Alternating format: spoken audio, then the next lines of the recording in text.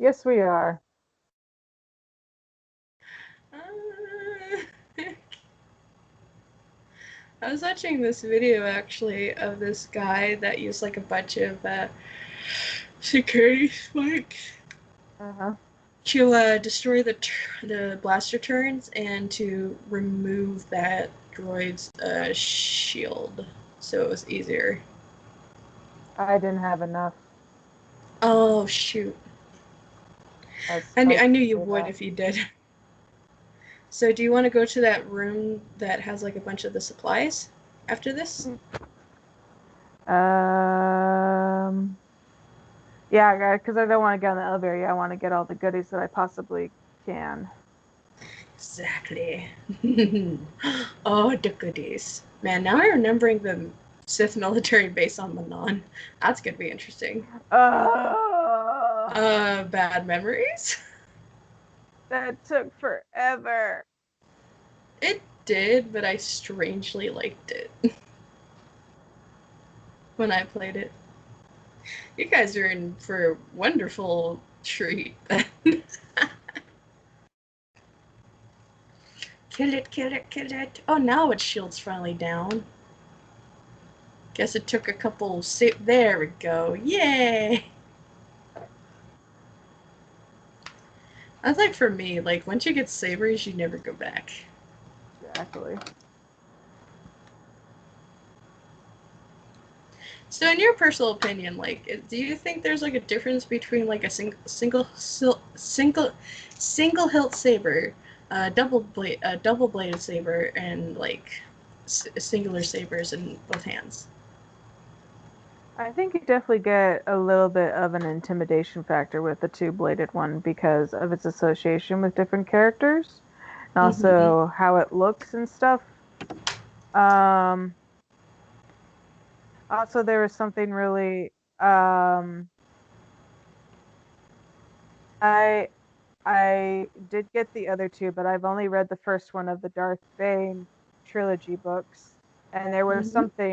there was something interesting when the guy and somebody else, the main character Darth Bane, when he was still in a Sith apprentice, he was talking with Mm-hmm. somebody about the different blades and stuff, like what makes them work and which ones are effective and whatnot, and what does and what doesn't. And there was something interesting, just like, okay, nearly everyone has used a one single saber, so everybody knows how to fight against it and everything like that.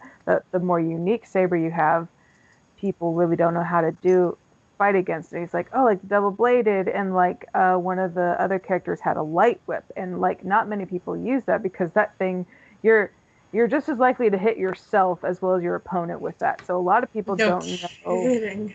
don't really know how to react to it. So you have an advantage over them already. You have an intimidation factor, but are unsure of themselves, so they're not as confident as how to take you down.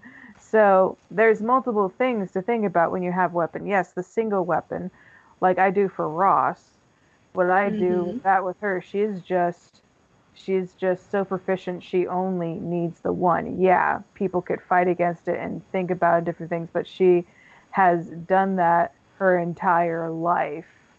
So Mm-hmm. she so it's just like, yeah, you may be used to seeing a single saber, but you're not used to how I handle a single saber. So it depends what your fighting style is and what how you want to attack him. Are you just going psychological?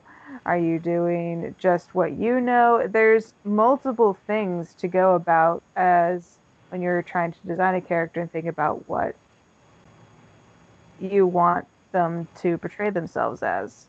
Like Mm-hmm. I'm doing a lot with my Dragon Age character now, Lucy, and Strav is like, I think you should make her a ranged fighter. You should do her with a bow and arrow because of she's not much as a fighter as she wants to be a thinker. She's the thinker of the group. She likes to read. She wants to strategize. That's what she does. So I think you should Mm-hmm. have her with a bow and arrow. So that is helping build her character more.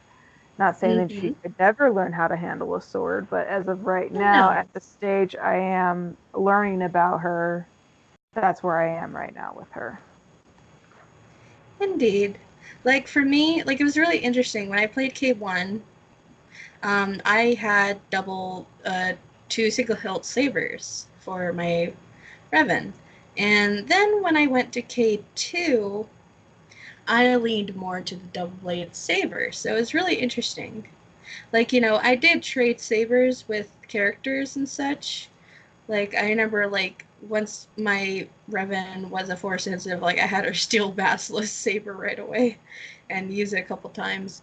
But it was just, like, really interesting. And, because, like, I think the biggest boost for me was definitely Darth Maul.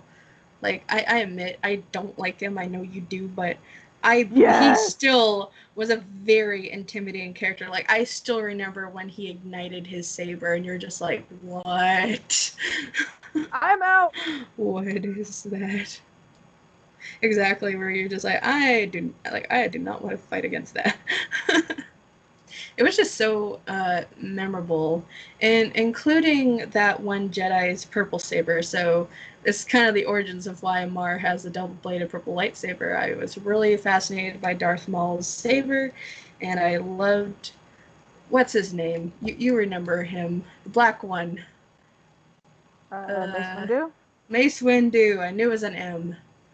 But yes, I just loved the purple saber, and I really loved the description in K1. So that was why I picked that. But yeah, it certainly does. Like, I like to have my characters kind of like multi-talented, but with Mar, like, I changed it up, and not all my characters are like that anymore. But Mar, I was just like, I don't want to give her a blaster. I don't want to give her like shot weapons. So I was like, she's a strictly melee person. She has to have blades. So give her a blaster, she might shoot someone on her team. It might cause a problem and such. So and I think it's just a real life thing. Like, some people can pretty much pick up a weapon and know how to handle it if they got the training.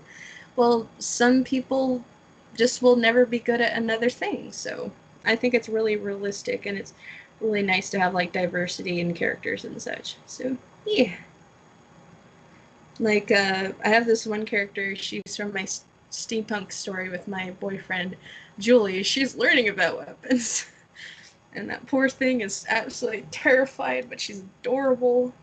Like, she was handling a gun the other day, and it was like a while ago, and it was hilarious.